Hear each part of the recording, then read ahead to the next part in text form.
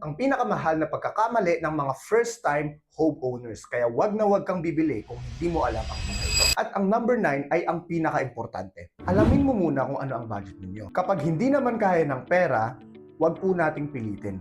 Makakapos lang po tayo. Alamin kung qualified ka ba sa bank financing. At pagtapos nun, alamin natin kung ano ang mga hidden charges. May mga hidden charges po ito, katulad ng mga reservation fee, taxes, move-in fee, at iba pa. Ang susunod ay piliin natin kung RFO ba or pre-selling ang gusto nating bahay. Kasi kung hindi naman po tayo nagmamadali, mas magandang pre-selling ang bahay na kuhain natin. Bakit? Kasi may chance pang mag-appreciate yung property natin. Kapag kailangan po talaga nating mag-move in, ang RFO ang mas maganda. Pero alamin po natin kung may pera po ba tayo pang RFO kasi usually ang RFO is mas mahal kaysa sa pre-selling. At kung pinili natin ang pre-selling, alamin po natin kung ano po ang turnover date.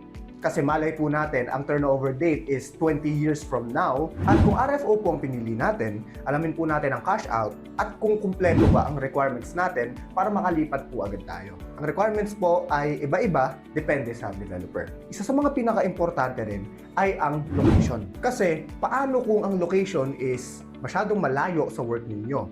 Or paano kung ang location is hindi masyadong maraming mga hospitals? Paano kung may emergency? Kunwari sumasakit ng tiyan yung nanay nyo, o kunwari sumasakit yung tiyan ng inyong spouse, right? Or kung may mga schools po ba dito na malapit?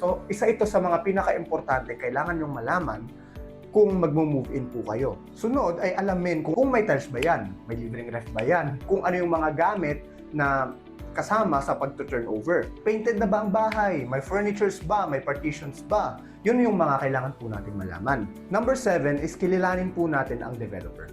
Kung bago-bagong developer lang or kung isang developer na marami na po talagang napagawang mga houses, marami nang napatayrang mga tenants. On time ba silang mag-deliver?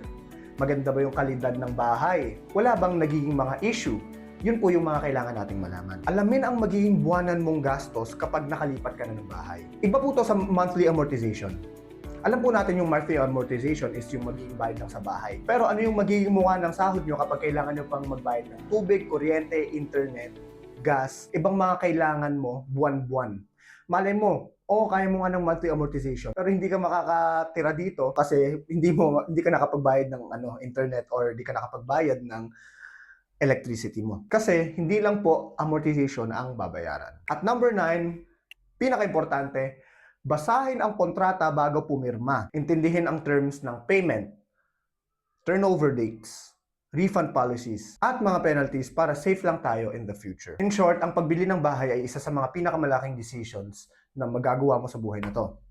At nandito ako para tulungan ka para gumawa ng mga decisions na yon. Kaya kung first time buyer ka, isave mo ang checklist na to bago ka bumili ng bagong bahay.